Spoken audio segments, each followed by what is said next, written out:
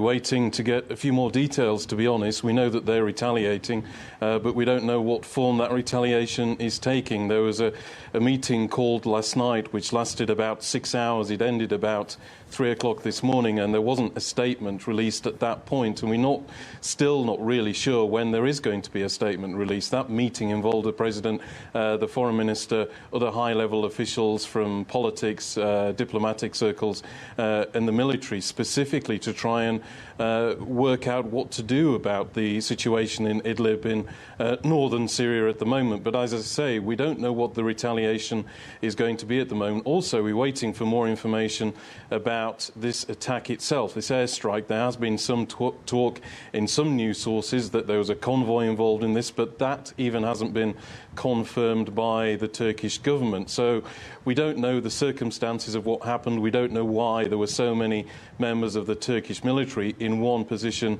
at that particular time. So it's a very difficult position at the moment for Turkey and the Turkish military. And we've also got that deadline coming up tomorrow, Saturday, which the Turkish president had set the Assad regime to withdraw to its previous position. So it looks like at the moment we're looking at a very significant, a very serious military operation that is going to be mounted by the Turkish military in northern Syria. Now, Turkey has requested from NATO to hold an extraordinary meeting. What do you think the outcome of that meeting will be?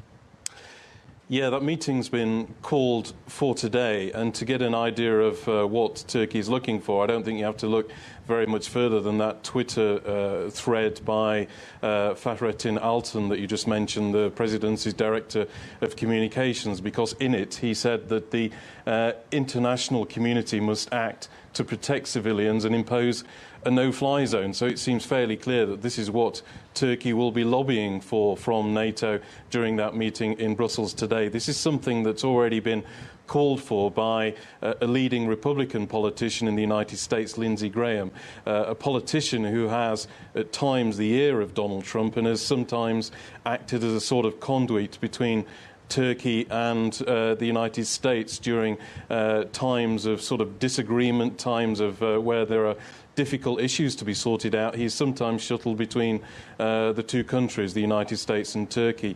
And at the moment, this is sort of the culmination, really, of 24 hours of a flurry of diplomatic activity, because we've also had the Turkish Foreign Minister, Mevlut Çavuşoğlu, on the phone to the NATO Secretary Jens Stoltenberg, and he soon after put out a statement in which he called for the Russians and the Assad regime to stop their indiscriminate airstrikes in northern Syria. We've also had phone calls between the US and Turkish defense ministers, and also between the Turkish senior presidential spokesman Ibrahim Kalin and the US National Security Advisor as well. Now, the United States has been giving Turkey some warm words of support in its position in Idlib at the moment, but there's been no concrete action alongside it, although the door has been left open for that. There has been talk of taking concrete steps, but we don't know what those concrete steps are, if in fact there are going to be any.